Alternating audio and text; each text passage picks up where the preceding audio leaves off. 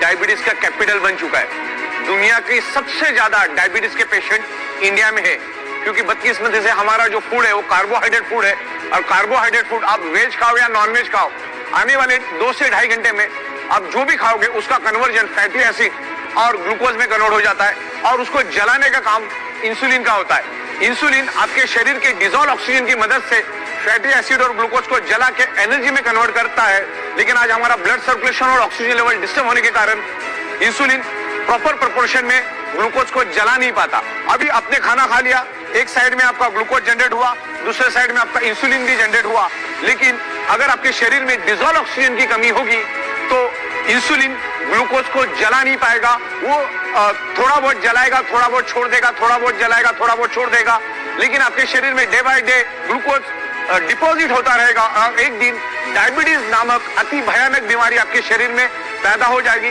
Diabetes actually cancer से भी भयानक बीमारी है। डायबिटीज आपको अंदर से खोखला कर देता है, दिमाग की तरह आपकी बॉडी बन जाती है।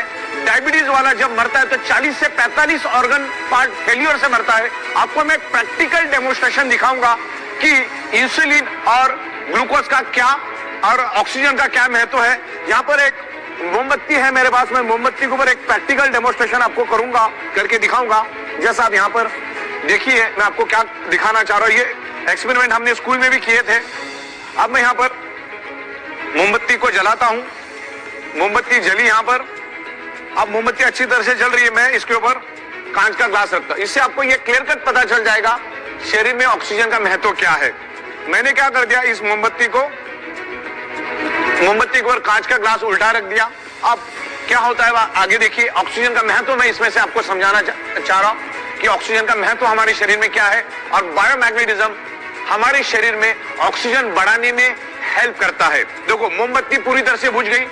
मैं आपको यही बताना चाह रहा हूं, आपने खाया, अब वो ग्लूकोज बन गया, इंसुलिन भी बन गया।